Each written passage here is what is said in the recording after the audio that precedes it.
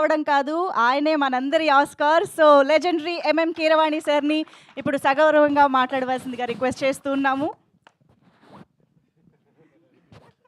అందరికీ నమస్కారం అండి. ఈ సీరీస్ కానీ ఈ ప్రొడక్షన్కి నాకు ఎటువంటి సంబంధం లేదండి టెక్నికల్గా. బట్ సెంటిమెంటల్గా ఉన్న సంబంధం వల్ల ఇక్కడికి వచ్చాను. సినిమా ఇండస్ట్రీలో ప్రతి రిలేషన్ కూడా, ప్రతి ఫ్రెండ్షిప్ కొబ్బరికాయతో స్టార్ట్ అయ్యి గుమ్మడికాయతో ఫినిష్ అవుతుందని నేను నమ్ముతాను. కానీ కొన్ని సంబంధాలు మాత్రం కంటిన్యూ అవుతుంటాయి, ప్రొడక్షన్స్తో సంబంధం లేకుండా. అట్లాంటి వాళ్ళల్లో నా మిత్రులు అనిల్ గారు, ప్రవీణ వాళ్ళ కోసం రావడం జరిగింది. అండ్ నేను చూసిన కొద్ది గ్లింప్సెస్ అండ్ కొన్ని బిట్స్ చూశాను. దాని ద్వారా నాకు అర్థమైంది ఏంటంటే, హంట్ అనే ఒక యూనిట్ ద్వారా ఈ క్రైమ్ ఇన్వెస్టిగేషన్ జరుగుతుంటుంది ఈ సీరియస్లో. ఆ హంట్ సంగతి ఎలా ఉన్నా, ఆ హంట్ సాకుతో ప్రతి ఎపిసోడ్లోనూ చాలామంది కొత్త ఆర్టిస్టులను పరిచయం చేస్తున్నామండి అని చెప్పారు నాకు. సో ఆ హంట్ మూలకంగా టాలెంట్ హంట్ అనేది సైడ్ బై సైడ్ జరుగుతున్నందుకు ఆనందంగా ఉంది. ఎందుకంటే ఇండస్ట్రీకి చాలామంది కొత్త వాళ్ళు రావాలి. అట్లాగే కొత్త మ్యూజిక్ డైరెక్టర్ సుహాస్ కూడా నా ఆల్ ద బెస్ట్. విన్నాను కొన్ని అతని బిట్లు చాలా బాగున్నాయి. అండ్ అంతేనండి, ఇది ఆల్రెడీ #1 స్ట్రీమింగ్లో ట్రెండింగ్లో ఉందని తెలిసింది. All the best Nandini and Aditya Hotstar టీమ్కి. చివరిగా ఒక హుక్ లైన్ అడిగారు. పాటల్లో హుక్ లైన్స్ ఉంటాయి కానీ ఇలాంటి సభల్లో హుక్ లైన్స్ ఉండవు. బట్ స్టిల్ అడిగారు కాబట్టి చెప్తాను.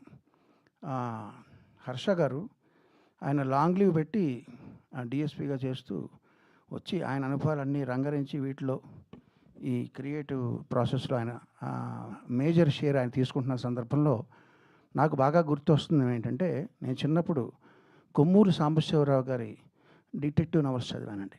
అవన్నీ కూడా బ్రెయిన్ ఉపయోగించి ఒక కేసును సాల్వ్ చేసే విధంగా ఉంటాయి ఆయన రాసేవన్నీ కూడా.